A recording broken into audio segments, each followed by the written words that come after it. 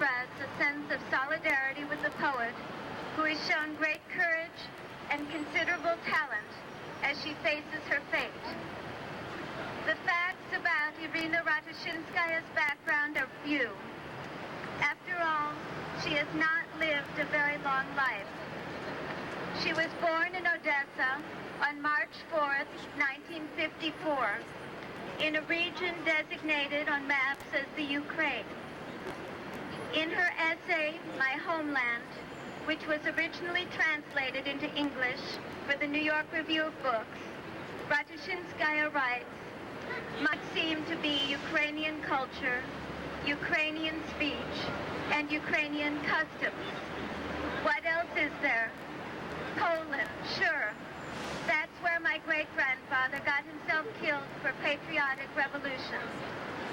That's where my ancestors had large estates, which they lost just about the time they became smart enough to survive as new creatures in Odessa. Her ancestors' language was not passed down, nor was their religion. She writes, thus was I protected." Ratushinskaya attended the Faculty of Physics at the University of Odessa, from which she graduated in 1976. It was during her student years that she was first approached by Soviet agents, and her refusal to cooperate with them led to subsequent difficulties. A student's play which she wrote was objected to on the grounds that it contained anti-Soviet ideas, and the police interrogated her for this. As an instructor serving on an entrance committee at the Odessa Pedagogical Institute, she was unofficially advised to discriminate against Jewish student applicants, and when she refused to do this, she was fired from her position there. In 1979, she married Igor Garashenko, a young structural engineer, and with him she moved to Kiev.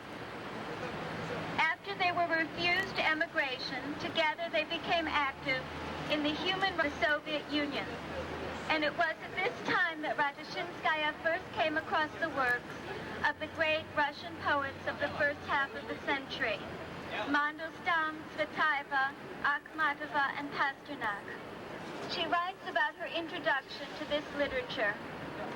An abyss opened up before me, and unlike a normal nightmare, where you see yourself as an observer on the edge, I was thrown deep within, completely severed from whatever safe opening I had come from. All my sense of history and literature was cracked and staggered. All the pent-up notions of who I might have been were stirred into motion. Was this the Polish spirit frolicking of its own accord, she asks. At this point, her career as a poet began. A sense of continuity with the sad tracery of Russian literature often resonates from her work. I will read one of the poems from the manuscript now. Like Mandelstam's swallow, parting sinks to the heart. Pasternak sends rain, Tsvetaeva wind. So the rotation of the universe will be accomplished with all false sound. A word is needed, and only poets answer for that.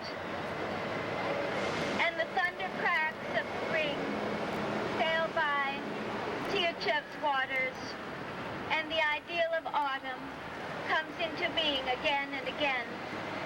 Yet no one's voice has reached its wing to freedom, rendered freedom, though that too is a Russian word. Ratushinskaya and her husband redoubled their efforts to seek a kind of freedom, participating in dissident activities, signing letters in defense of others. They were refused permission to emigrate several times, and several times they were brought in for interrogation by the police. In January 1982, they demonstrated in Moscow in support of Andrei Sakharov, who had been sent to the closed city of Gorky. For this activity, they were arrested and sentenced jobs. On September 17, 1982, Irina was arrested once again, and she was to wait 6 months for a trial. On March 5, 1983, Irina Ratushinskaya was sentenced to 7 years of hard labor, followed by 5 years of internal exile.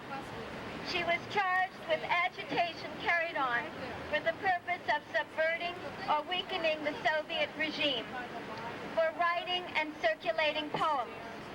She is the first woman to receive the maximum penalty for a crime of this nature since the Stalinist terror. Ratushinskaya's trial lasted 3 days. The lawyer who was assigned to her case by her husband was denied the right to see her files or attend the trial. Friends and family were not allowed in the courtroom. One of the witnesses called against her was apparently the poet Voloshin, who had died in 1932.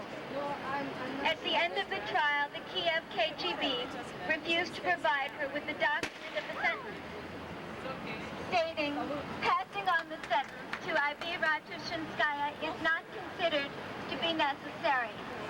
Without this paper, she will not be able to register or apply for a job even after her release."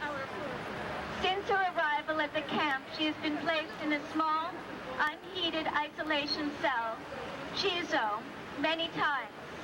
She has held numerous hunger strikes, the first because she was denied a scheduled visit from her husband, another protesting the treatment of a fellow prisoner, and yet another when she was forced to wear a humiliating armband. In September 1983, when the camp authorities began to force-feed her, she was beaten by the guards and suffered a concussion. Several times she has been hospitalized with a fever caused by chronic pyelitis. Her husband, her mother, and mother-in-law have repeatedly been denied visits to the prison. In late August 1985, Irina Ratushinskaya was placed in PKT, a jail within the women's labor camp in Mordovia, and she has remained there for over a half year. In the winter, the temperature in her cell is 10 to 12 degrees centigrade. She is not allowed to wear warm clothes, just underwear and a light robe. Her food rations are at the starvation level. Camp officials shaved her hair off completely. When she was placed in solitary confinement, the temperature was about 5 degrees centigrade. She has now developed high blood pressure and a heart ailment. According to her husband, she has run a high fever for about a year, but has been denied medical treatment. Since January 1986, no letters have been received from Irina, and all letters sent to her have been returned and stamped not permitted. There is reason to believe that because of illness and conditions in the camp, her life is in danger. The 48th International Pen Congress passed a resolution calling for the release of Irina Ratushinskaya in conjunction with the release of Filipino poet and journalist Mila Aguilar as an act of clemency and a gesture for international détente and peace in the world.